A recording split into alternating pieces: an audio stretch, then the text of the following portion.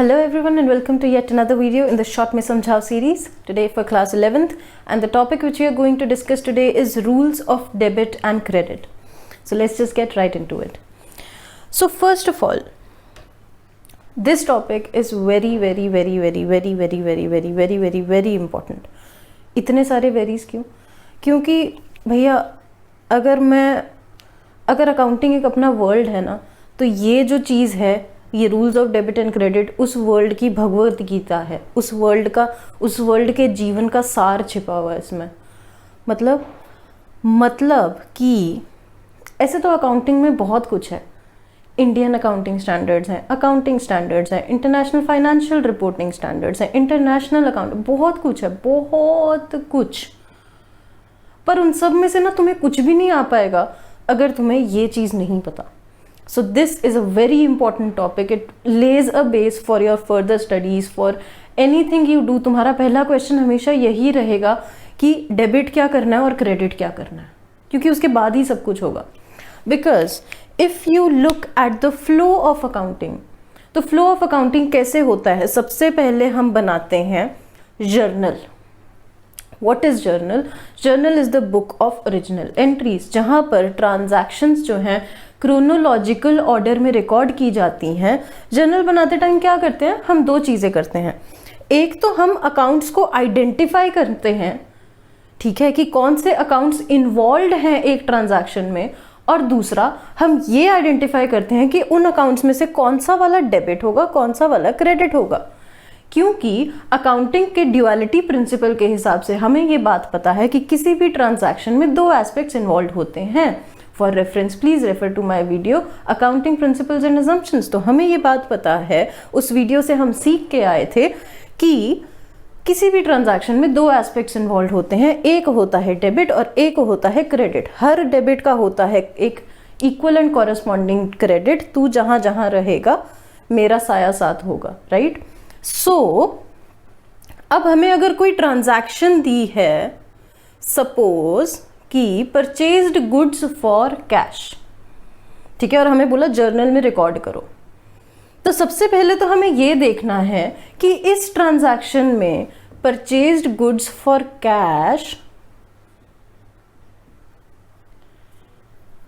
इसमें क्या क्या अकाउंट्स इन्वॉल्व हैं और उन अकाउंट्स में से क्या डेबिट होगा और क्या क्रेडिट होगा। ये काम है जर्नल का। उसके बाद हम जाते हैं लेजर में, जिसमें हम अकाउंट्स बनाते हैं। इसमें हम क्रोनोलॉजिकल ऑर्डर में ट्रांजैक्शंस को रिकॉर्ड करते हैं। मतलब सपोज अगर उस दिन आपने परचेज की, उस दिन आपने कुछ सेल भी की, उस दिन आपको कहीं से कैश भी आया, उस दिन आपको कहीं से आपने बैंक में पैसा डिपॉजिट किया, तो उस ऑर्डर में आप जर्नल में ट्रांजैक्शंस रिकॉर्ड करते रहोगे, राइट? अकाउंट में क्या होता है? It is a record of all the transactions of similar nature eight one place, ठीक है। मतलब अब यहाँ पर क्या होगा? ग्रुपिंग होगी। यहाँ पर तुमने आइडेंटिफाई कर लिया, रिकॉर्ड कर लिया, अब यहाँ पर ग्रुपिंग होगी सिमिलर ट्रांजैक्शंस की एट वन प्लेस। और अकाउंट सिर्फ हमें अमाउंट नहीं बताता है ट्रांजैक्शंस का, वो हमें बताता है कि किस डायरेक्शन में जा रहे हैं हम। क्या हमारे पास, जैसे सपोज हमारे पास अगर हम किसी एसेट, किसी मशीन का अकाउंट बना रहे हैं, तो वो हमें बताएगा कि ना सिर्फ हमें ये बताएगा कि कितने की मशीन है हमारे पास एट द ईयर एंड, पर वो ये भी बताएगा कि साल में क्या हमारी मशीन बढ़ी है, क्या हमारी मशीन घटी है, डेप्रिसिएशन कितनी लगी है, क्या हुआ है मशीन के साथ, वो सब ये अकाउंट दर्शाता है। So it is a record of all transactions which are similar in nature at one place, and it shows the amount as well as the effect and direction of the transactions, ठीक है। फिर इस laser के बाद बनता है trial balance. Trial balance से निकल के आता है प्रॉफिट एंड लॉस और बैलेंस शीट, ठीक है। This is the flow of accounting. तो यहां तक पहुंचने के लिए तुम्हें यहां आना बहुत जरूरी, मतलब ये चीज आना बहुत जरूरी है यहां तक पहुंचने के लिए। और ये चीज समझने के लिए तुम्हें डेबिट क्या करना है, क्रेडिट क्या करना है, वो पता होना चाहिए। और ये पता करने के लिए तुम्हें rules of debit and credit पता होने चाहिए। Now we know that accounting is the language of business. तो जैसे कि अंग्रेजी एक भाषा, English is a language. English language has many rules, right? It has figures of speech, forms of speech, voices होती हैं, nouns, pronouns, adjectives, बहुत verbs होते हैं, बहुत कुछ tenses हैं, बहुत कुछ है, right? और उन rules के हिसाब से फिर हम communicate करते हैं आपस में। वैसे ही अकाउंटिंग भाषा जो है उसके रूल्स होते हैं, उनको बोलते हैं हम rules of debit and credit.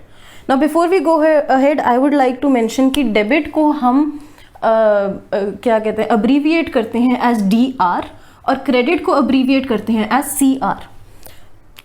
अब इसको देख के क्वेश्चन आएगा, यार why debit as DR, why credit as CR। तो देखो इसके ना मैंने पढ़ा बहुत रीजंस हैं।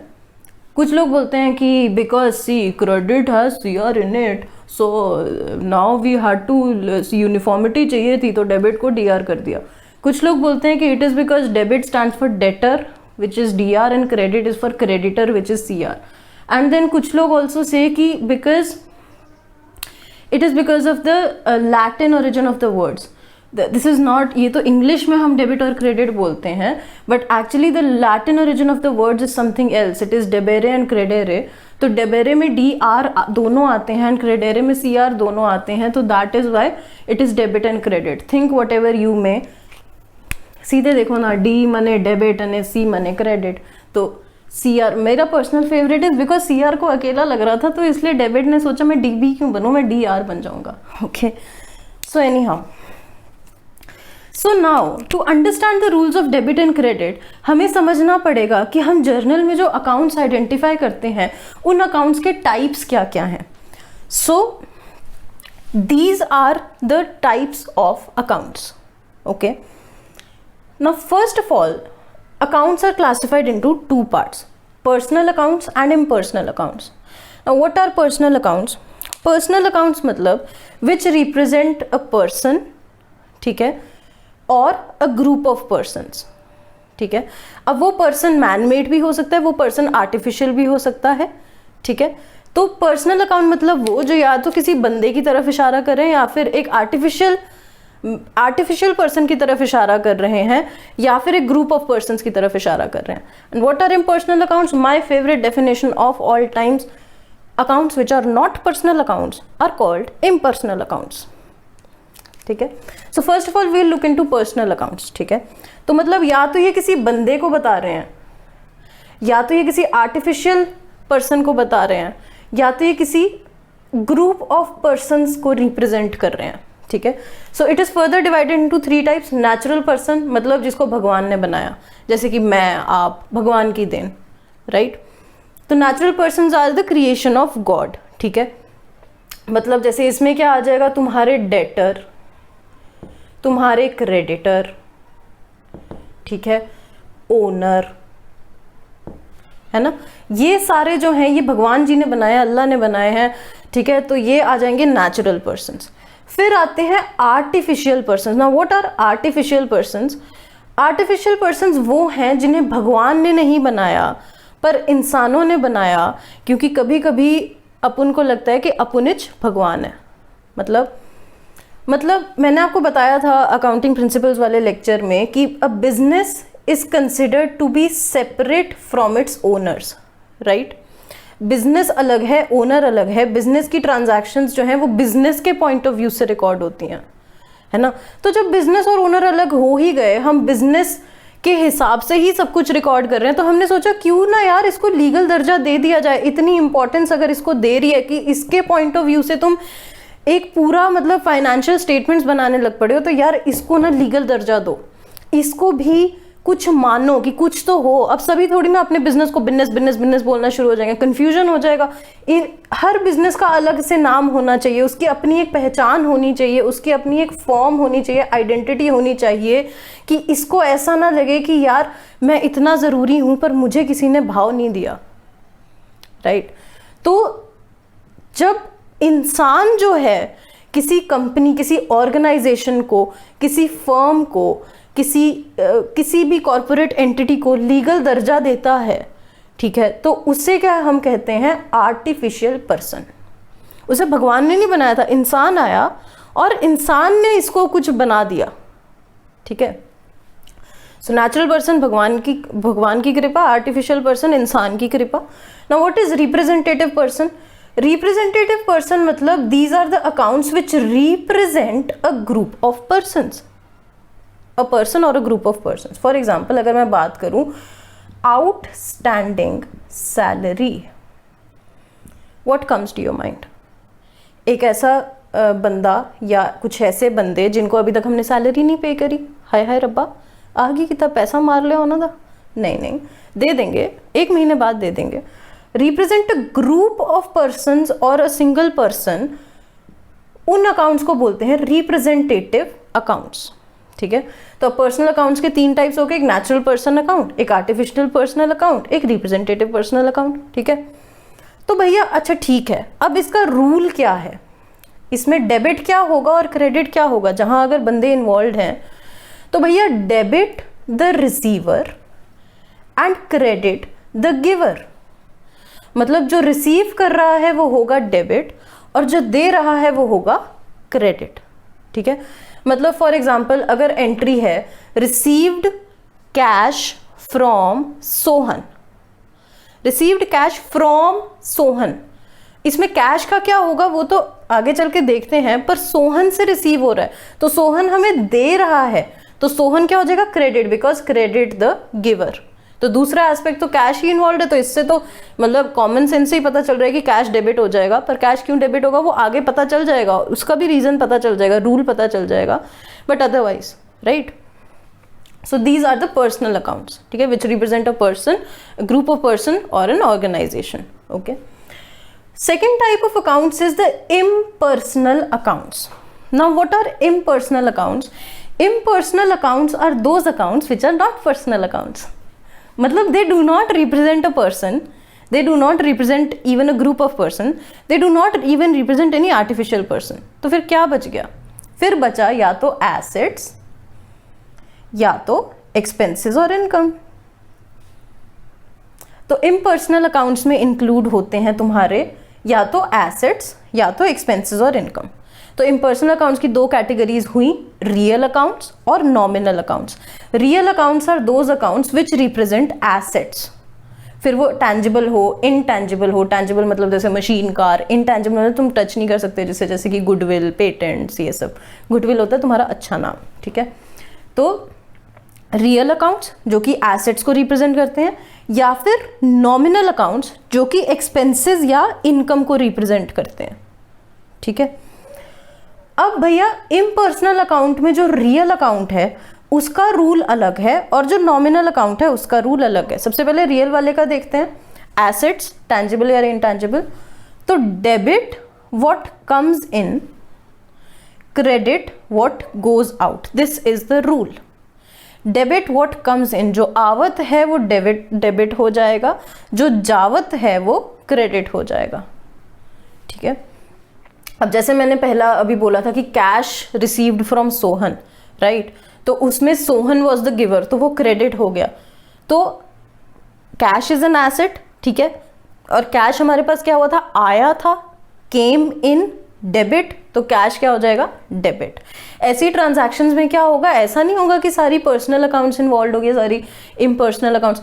It will be a mix of personal impersonal accounts. You have to identify transaction में कि पर्सनल अकाउंट कौन सी है, इम्पर्सनल अकाउंट कौन सी है। और पर्सनल अकाउंट है तो ये रूल्स लगेंगे, इम्पर्सनल अकाउंट है तो क्या उसमें एसेट इन्वॉल्व है या एक्सपेंसेस इन्वॉल्व है। एसेट इन्वॉल्व है तो लगेगा debit what comes in, credit what goes out.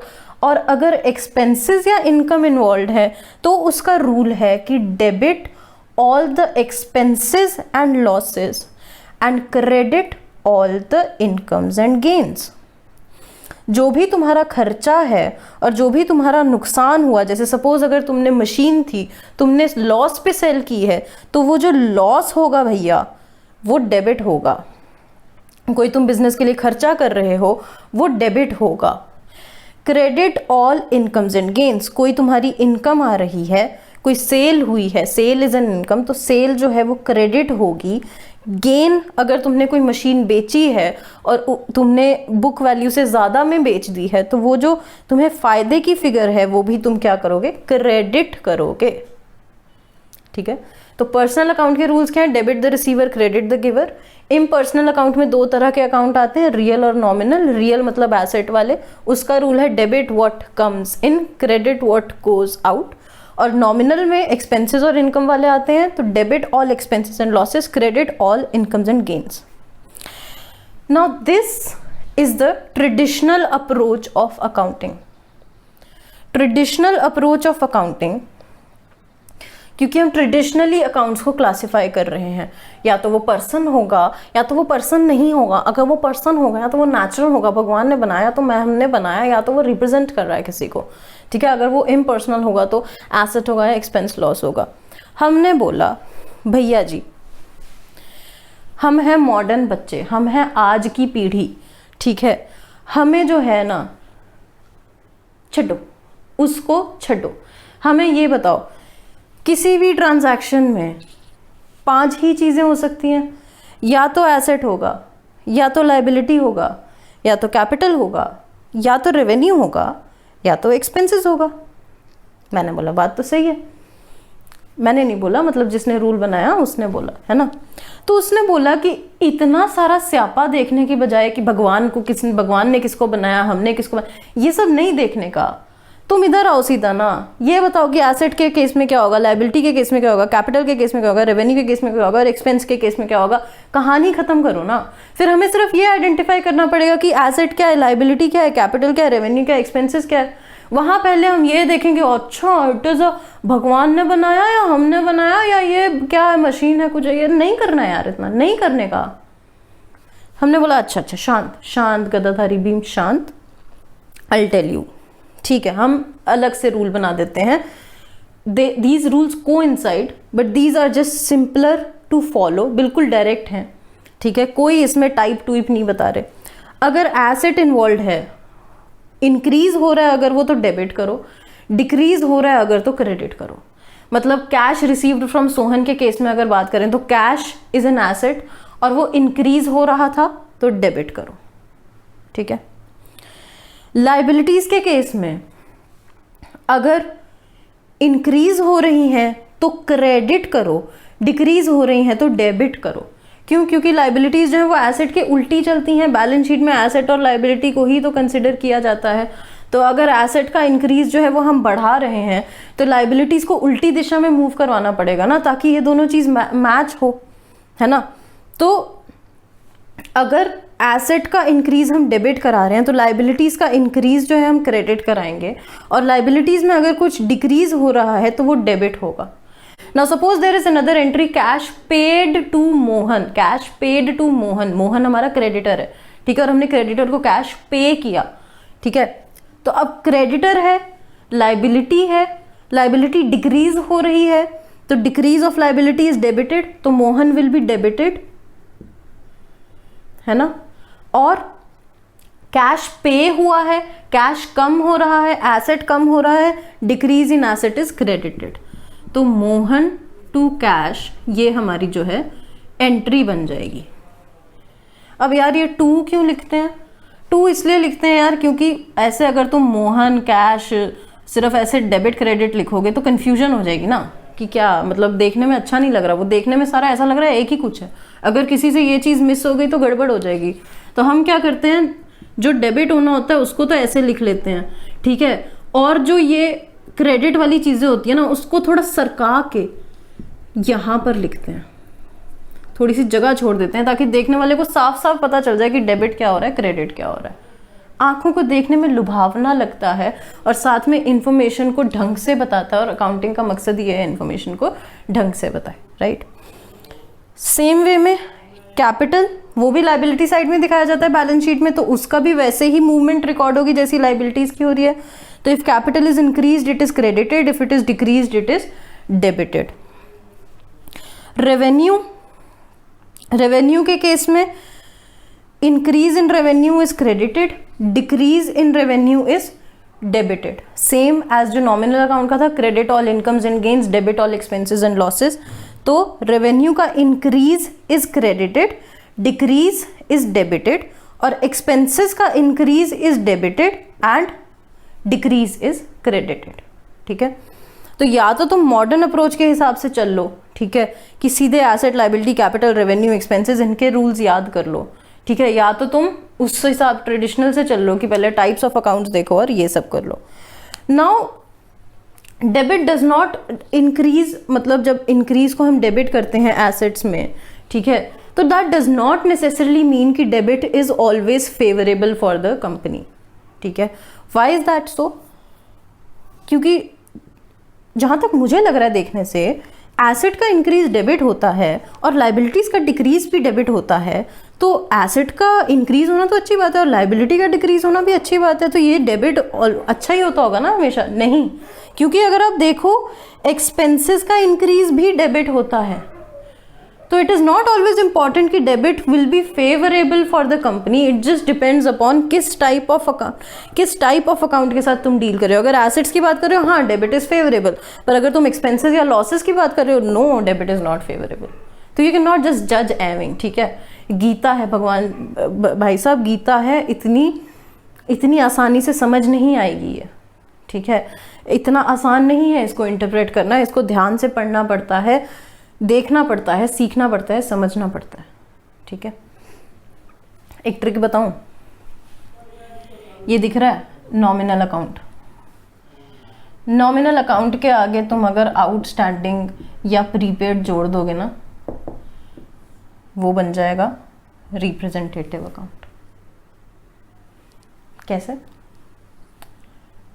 Salary खर्चा है, खर्चा कहाँ आता है? नॉमिनल में।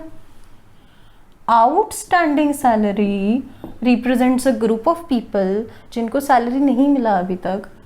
आउटस्टैंडिंग सैलरी रिप्रेजेंटेटिव पर्सन बन जाता है। रेंट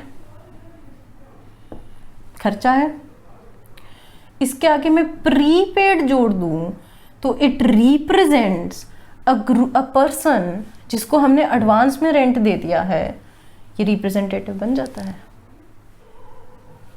सी, एक और बात, कैश और बैंक,